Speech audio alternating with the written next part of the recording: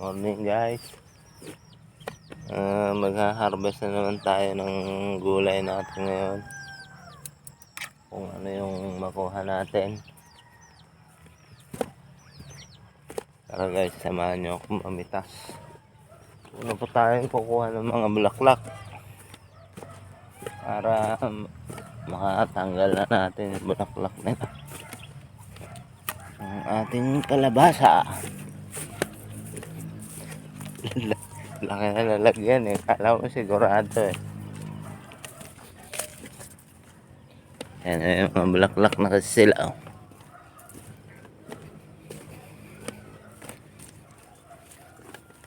Yan, madaming bulaklak din yan. Sakto yan pag ano ay pang gulay na tayo.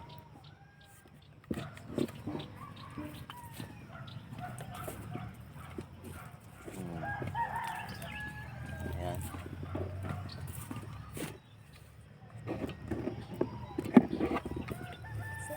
Wala pa yung ano, haring araw, nalitaw pa lang. Sabi yung mga banda ng ano nito. Ayan. Pwede na rin bunga yung mga dikit sila.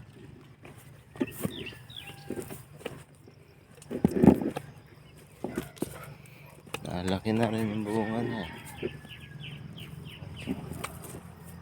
Yung bagong tanim natin andun sa bandalon. Isang line din yon sa loob.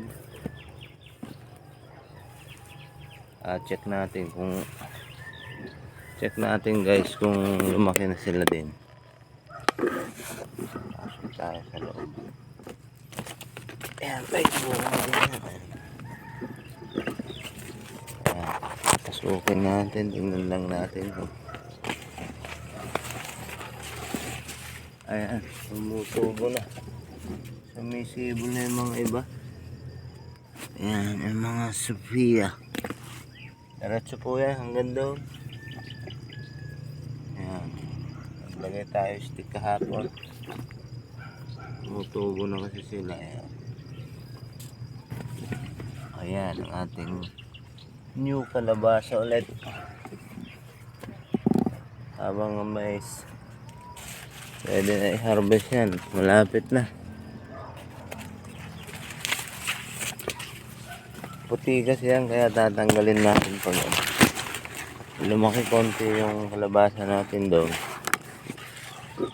Tatanggalin na natin para hindi maliliman masyado yung ano.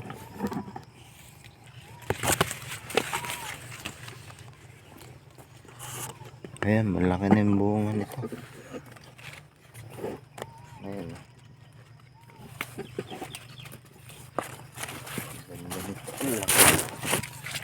Ayan guys, mabigat mga sa lagpos 1 kilo yan. Sige guys, samahan nyo ako mamitas na ng